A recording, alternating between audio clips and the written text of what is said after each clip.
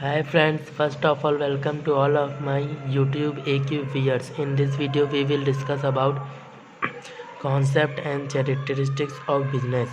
Our first chapter, nature and purpose of business or business trade and commerce. In last two videos we discuss about history of trade and commerce and economic activity and its types. But in this video we discuss about concept and characteristics of business. I inform you that the basic concept of business I will explain in the second video of this series, where I explain all the economic activity and its types. So you will know about the business concept. So in this video the main topic is only characteristics of business. So let's start.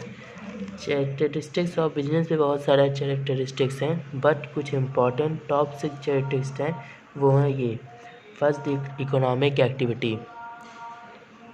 The economic activity मतलब कि आप जो भी business start करते हैं पैसा कमाने के लिए करते हैं, आपका बिजनेस और बढ़ता चला जाए और डेलीहुड आपकी अपनी लाइवलीहुड जिए, अब यही होता है। और दूसरा चैप्टर है production of goods and service, मतलब कि आपका जो प्रोडक्शन ऑफ गुड्स वो डेली बेसिस पे हो, वो आपके पास ट्रांसपोर्टेशन द्वारा आए, आपके पास बैंक इंश्योरेंस हो।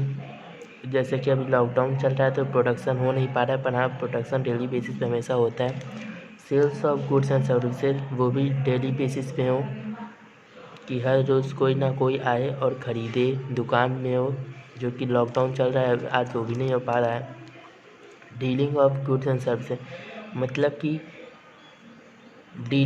कि ये नहीं कि आप बस एक ही बार आपने एक बार कोई सामान बेच, जैसे कि आपने पेन ख़रीद के लाई और आपके दोस्त को पेन पसंद आई तो आपने उसे दे दिया 2 रुपये बढ़ा के, तो इसे हम लोग नहीं कह सकते ये बिजनेस है।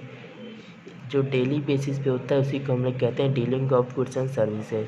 और प्रॉफिट और मेन मोटिव बिजनेस का होता है प्रॉफिट अर्निंग, जो कि हमने आपको सेकंड वीडियो में बता दिए हैं, पर यहाँ पे एक बार उसके चैप्टर्स में रिवाइज कर लिया जा रहा है।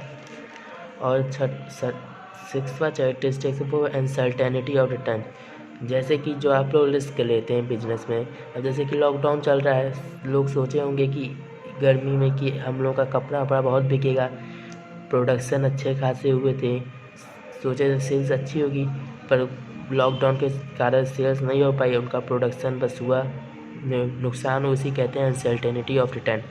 अब इन 6 चैप्टर्स पे हमारा एक क्वेश्चन है, क्योंकि ये डायरेक्ट पूछा नहीं जाता क्लास 11 में एग्ज़ाम में, जैसे पूछा था उस पर ही हम ये क्वेश्चन मैंने लिखा है। इस क्वेश्चन को हम लोग डिस्कस करते हैं। पहले मैं क्वेश्चन बोल देता हूँ फिर आपको समझाऊंगा। Gina bought a readymade dress for ₹5,000. Her friend liked the dress very much, so Reena gave the dress to her friend in ₹5,500 and made profit of 500. After completing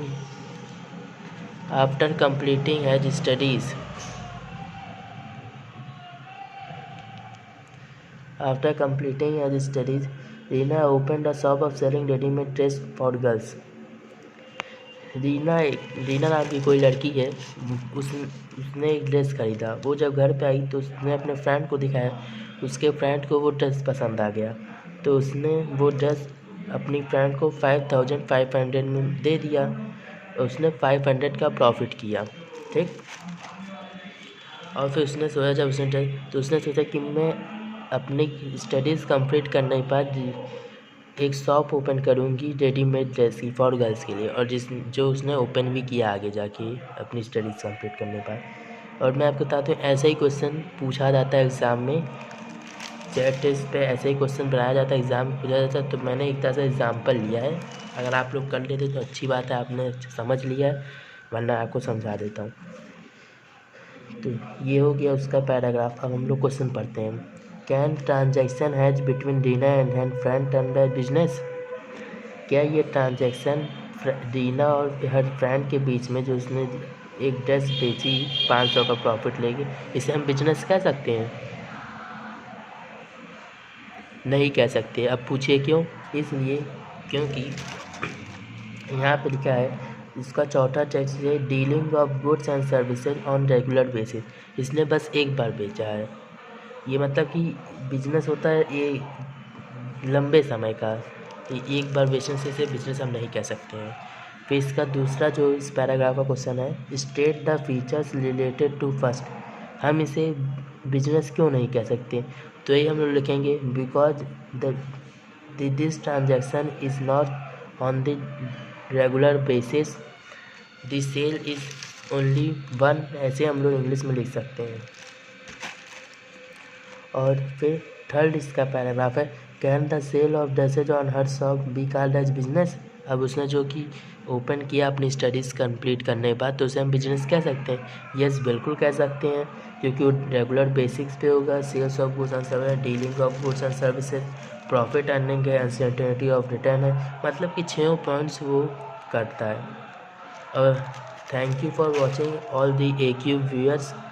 In the next video we will discuss about next topic, and please like, subscribe and share this channel because for supporting me. Thank you.